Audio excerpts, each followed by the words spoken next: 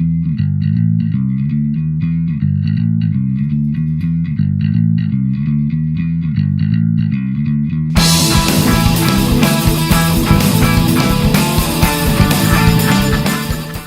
and welcome to part 2 of the build with me for the Ruined Watchtower. Thank you for joining me again. I will not speak very long about this. I will see you at the end of the video. We will just crack back on where we left off at the end of part 1, the link to which is in the video description below. Now that everything is dried on the Ruined Watchtower, which took a long time because of the quantity of PVA I poured all over it, I'm ready for the next step, which is going to be using my homemade foam cover, which will be taking the place of bushes, and covering over around the outside, and also putting some cover and flocks over this. Now where the paint has dried glossy, I will be making that look like there is potentially some leaks or some dampness coming out from underneath this pile of rocks. So I'll be using some paints and also some flocks to do that. Let's get started.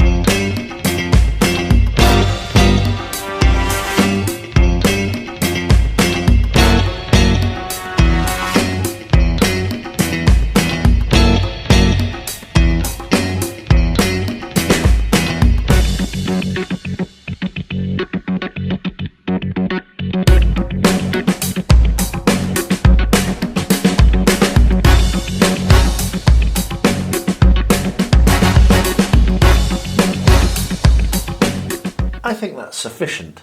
In this case, less is probably more. There's splashes of colour. There's a little extra cover here for smaller models, and there's a bit of interest on top of the tower which will be developed more. I have plenty of ideas about that.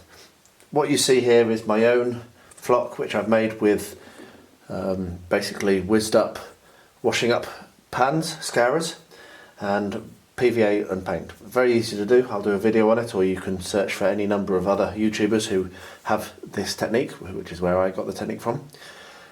This does take some time. It's not a very quick process. I will be adding more PVA gently, slowly over the next couple of days as this goes off, to make sure that this dries rock solid and doesn't have any chance of coming off. If anyone has any better ways of doing this which require less PVA and less time, then please do share in the comments below. We are back to the Ruined Watchtower and working on the bushes that I added the other day, and as I've said, you can see that they're very soft. I need them to be dried hard, so I'll be doing another application of PVA over these, and I will not be filming every one of these. I'll just tell you how many it ends up being.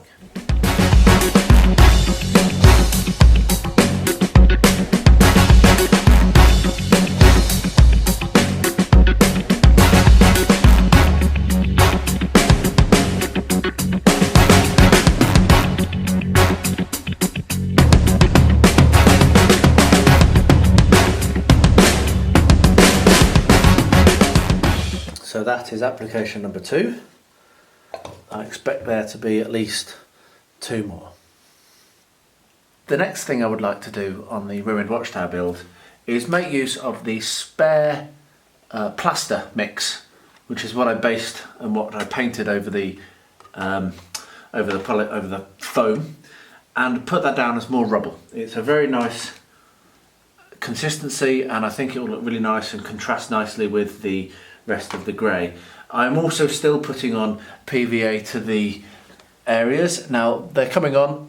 I think they've had 3 or 4 coats. Some of them are very hard and are finished, but this one back here is taking some time. So while I'm doing this, I will also apply a little more PVA, but I'm nearly there with that. So let's get started with some of this.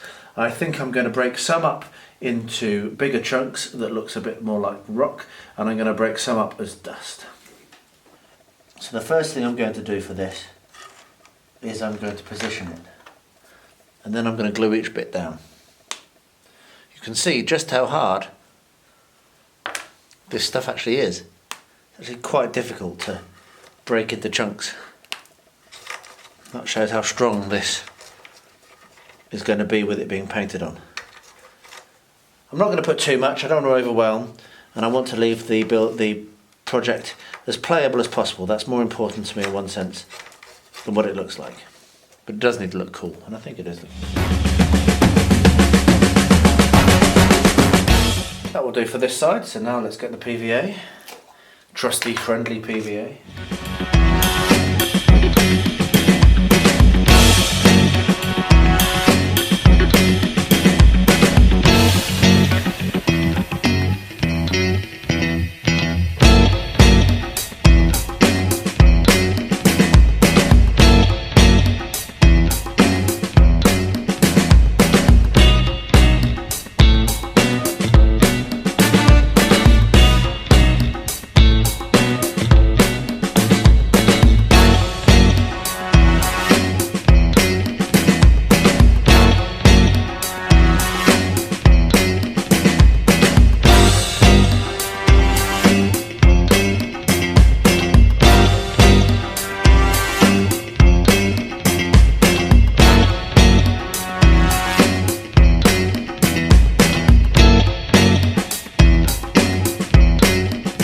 And I think I'm largely happy with how those little attachments are, those little additions.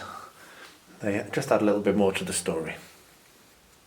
What you can see around the base here is where the PVA I used earlier has formed what looks like damp patches. And I'm going to make a bonus out of that with some bright green, which we'll focus in a second, maybe, some bright green that I'm going to very, very lightly dab in. Very, very lightly.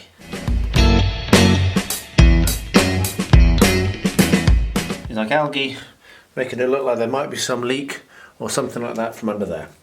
And that is as simple as that. The next thing I will do, which I will zoom out for, is I'm going to do some streaks down the side of the tower.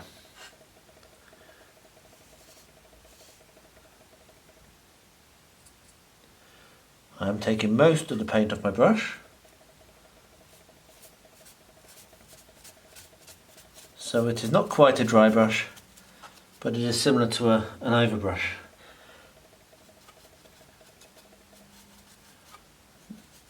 And this is to simulate where this leak is also being fed from the top of the tower. Think about where this would be, where it will gather from. It will gather from the corners. It will gather from the edges of the,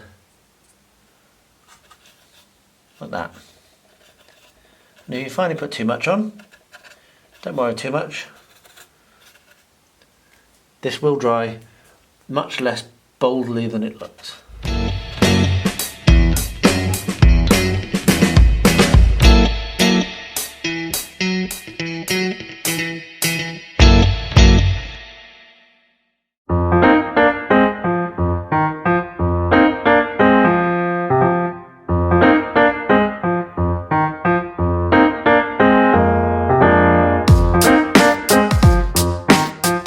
Less is more, I'm going to stop there, I don't want to overdo it and overwhelm it. That is looking very nice. This next technique is one that's been bubbling in my mind for a little while, and I'm going to try it out live on camera because I never learn. What I'm trying to do is make some like creepers or vines or something which are going to go down the side of the tower. And the idea I've had is to put some PVA there. So my homemade flock, sawdust, PVA, paint. And this is my secret ingredient. This is coconut fibre. and it actually comes from the coconut fibre that you'll buy in any good gardening emporium, which you use to line inside hanging baskets. What we'll do is we'll cut some of this off. This is spare that I've had lying in my drawer for ages because I am a hoarder. And what I'll do is I will run that through the glue, which is just neat PVA, which might turn out not to be a good idea. As I say, I'm making this up. And then I'm going to run it through and try to pick up the flock. And now you can see the flock has adhered, and I'm going to go and hang this up to dry, and I'll return at some point, hopefully, with it looking good. As I reach the end of this project, I'm about to do something which is a little controversial. Certainly, Angela doesn't think I should do it. The kettle's boiling in the background, and I'm going to put a heavy white dry brush on the tower.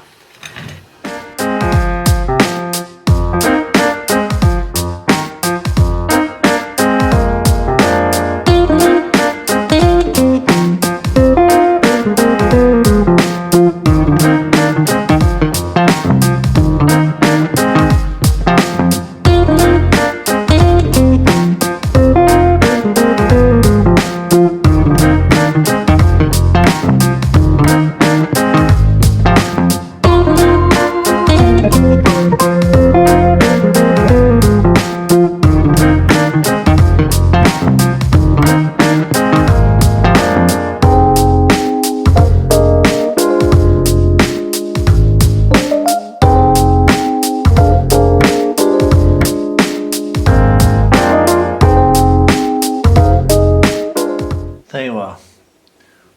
One bit fell off, but I can glue that back on. That took exactly the amount of time it takes for me to boil the kettle, which is superb. I will explain more as I wrap this build up about why I'm doing that, but I think it's worked, so I'm glad I did it.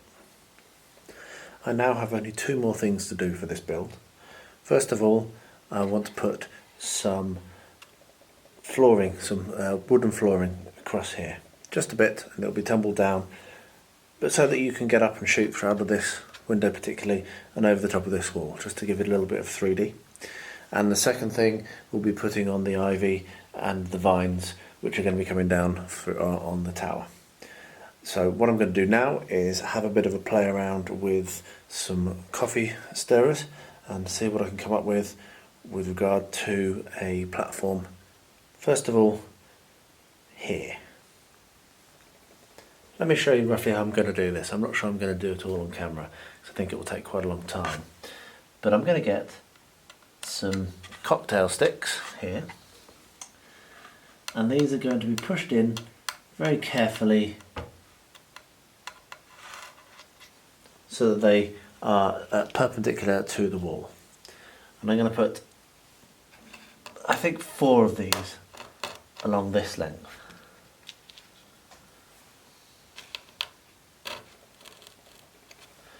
They'll be pushed so they don't go right the way through. And it doesn't matter if they're a little bit wonky, because as you've noticed, this is a ruined watchtower. With those in place, what I can do is start to lay on top the coffee stirrers. And these I will trim and break and make to look rough, but eventually we'll have a platform which is strong enough to put a miniature on shooting out of the window. That is my tech plan. So I'm going to work on that, not on camera, but as I say, it will take me quite a long time, and when you come back you'll see what that looks like. After some faffing and a few swear words, I've got that looking pretty much exactly how I want it to look. So I'm going to let that go off now, and I'm going to pick up something else. I'm not going to touch it. I'm going to walk away, hands in the air, and leave it to dry. The walkway has been done, and it looks great. And as you can see, I accidentally made a start without inviting you along to putting the wood stain on. This isn't anything new, this is something I do a lot. I'm again using Afrikaanse teak. The reason for this is I'm going to have a couple of techniques on this wood because I want it to look very old and battered. As you can see, it has holes in it. It's clearly a bit decrepit. So this isn't going to be the final colour, but it will give it a nice dark undercoat, a nice base to go on as I bring it up with greys and greens and other interesting tones. So it's a very easy technique to do. PVA being wood glue works very well for gluing wood together, as you would have imagined. So as simple as that was, that's that. And what I will now do is prop this up and give it a coat underneath, which may seem unnecessary, but you never know when you're going to be taking pictures and it'll be obvious that it isn't finished. So finish stuff even if you can't see it straight off the top of the bat. Next is something that I was not going to do, but Angela has been absolutely certain that it is a good idea, and so I'm going to give it a go. And what this is taking a very fine brush, as you can see, very fine, you can't even see it on the camera, and a little bit of the dark grey and lining down between each of the blocks. So doing some shading basically. Now I don't want to do a traditional shade because as this is air dried clay and it's unsealed, it wouldn't actually wash. It would pool and do all sorts of other nasty things. So what I'm now going to do, it is making a difference, and I do think it's a good idea. As I say, I wasn't going to do it, but take advice. So I'm going to do this for the next hour or so, and I won't even bother to film it because even at 1500 speed it'll be tedious. So think of me when I come back. Let's see how exhausted I am the next time you hear from me, having done this to every single block. And with that I'm done. It has taken me an hour to put the dark grey in each of the lines, and I know that because I've been watching Wargaming and Lockie's Paths of the Dead back rep, and I'm 1 hour into it and I'm pretty battered as well. That was quite hard work, but Angela did bring me up a very nice chocolate bun which I had halfway through as a little bit of a reward, and I'm going to honestly say she was absolutely right. That has improved it no end, so I'm very pleased that I took her advice. So now there are only very few things to do on this. I need to put which I'm going to do now, I need to put the vines on and then finish weathering up that wooden platform. So I will be back very shortly with a different angle and the next nearly final task on this build. How exciting. If you remember, I made these out of little bits of coconut matting and then dragging them through PVA and then with the flock. And this is designed to look like, this is meant to look like some growth that's coming down the side of the tower, so maybe ivy or what have you. And what I'm going to be doing is I'm going to be putting that in place here, trimming it off properly, and gluing it in. I'll be using super glue at the top, and then eventually I'll paint PVA, I'll spray PVA on it, and it'll probably take a couple of coats to get it fully secure. It's actually shedding a little bit as I'm working with it, so I'm going to be very careful with that. So I'm not going to do that fully on camera because I'm going to need to fettle it a bit, and I'll get the first one done and then I'll come back and show you on camera maybe when I do the second one. And so we have the first creeper in place. I've just used an entire tube of super glue and that's worked quite well, so I'll probably just use super glue, which is a bit stinky but it's working well. I've got two other strands with green on, and I'm also going to put some dead creepers as well, which will just be brown, and that will make it look quite interesting, I think. So, onwards. This is brought to you by a shaky cam, as I'm handheld. Just thought I'd show you how it looks. I'm going to let this dry and then trim off any loose bits I don't like. And I might come back with some different colours, different shades of the flock. And as I said also, I'm going to put some dead ones in, but for now I'm feeling quite high because of the fumes, which is a problem. I should probably be wearing my mask. And I'm also pretty much tired, so I think that's going to be me done. I don't want to make any mistakes. I'm happy with how it is now. I think it looks quite natural, and I think it looks basically how I wanted it to, with a couple of strands coming down but not too much. I'm pretty happy with that. So we're very, very close to finishing this now. All I have to do yet is finish off weathering up, if I'm going to. I might not now, I might leave it how it is. So I'll decide that, so it might be done. But yes, I'll have a bit of tidying up on the foliage there, at least, before this is finished. This is a very celebratory video. It is done.